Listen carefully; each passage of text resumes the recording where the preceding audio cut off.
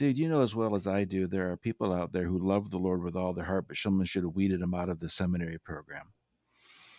Well, I think the problem is you had people go into the seminary program in the first place to become pastors when what they really should have done is be mentored and discipled by somebody who actually knows how to be a pastor, right? I mean, there's a lot of good education. I'm not saying the education is wrong. The education is very good, but it doesn't actually cultivate anything in the heart. And most pastors feel like they're imposters, I think, because they don't actually have a heart for pastoral ministry. They've got the head for preaching. They've got some administrative skills, maybe they don't.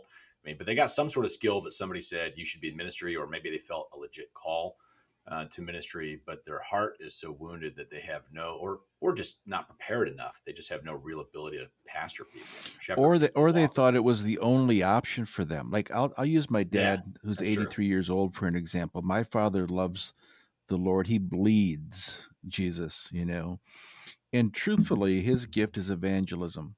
He has the heart of an evangelist. And in the 1970s, someone told him that you should be a pastor.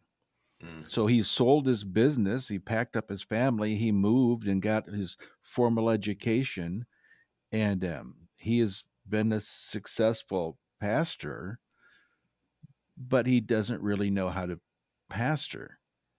Yeah, I He's understand an that. evangelist, and he should have kept his business. He probably would have been more successful, reached more people with the gospel if he would have stayed where he was at. But all of a sudden, it's like, well, I mean, you love Jesus and you really want to do something to help people. You should be a pastor. And Yeah, when instead of I just recognizing maybe I have a pastoral gift, but that doesn't mean it has to be a profession. Yeah, just because you have a gift doesn't mean it's a calling. Does that make sense? I think God gives a lot of people different gifts. He doesn't necessarily call them to all the work that that gift may traditionally be established with. But the same thing happened to me as your dad. I mean, I was 17 when I gave my life to Christ. I had no idea what I was supposed to do with that. I mean, I couldn't tell you. I went and I found an army chaplain, believe it or not. He was an army chaplain. I was like, hey, I just gave my life to Jesus. Like, what do I do next? And he actually mapped out for me like 6 steps. He's like, well, first you got to go get baptized. I'm like, all right, I can get baptized. Then after that, you got to start leading inside your church, serving someone. I'm like, all right, yeah, I can start doing that too. It's like, then you got to go to Bible college.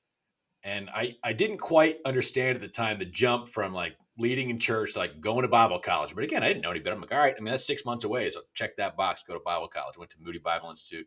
It's like, I'm going to go do this. And then I get there and everybody's like, oh, I'm called to this. I'm called to that. I'm called to this. And like, well, Dan, what are you called to? And I didn't have an answer. I felt really like out of place. I'm like, I'm doing what this army chaplain told me to do. I don't know what I'm called to do. And that was a really frustrating journey because, your majors are specialized, right? Based on like, especially at Moody or maybe other Christian colleges in the ministry departments, pre-seminary, pastoral counseling, youth ministry. I hate all that crap, right? Like, I don't know what to do with any of that. I just felt like I was supposed to follow the Lord and do something. So you end up at Bible college. I was there for 3 years because I hated it so much. I mean, it's a 4-year school, but I hated it so much. I finished in 3 just so I could leave because I had no idea what these people were trying to get me to do. But I knew I didn't want to do any of it. And I had such a penchant really for business and entrepreneurism and everything else. I didn't know where that fit inside the church. And I really feel like that. But yeah, I don't know. It's a whole thing that I still don't know how that fits in the church.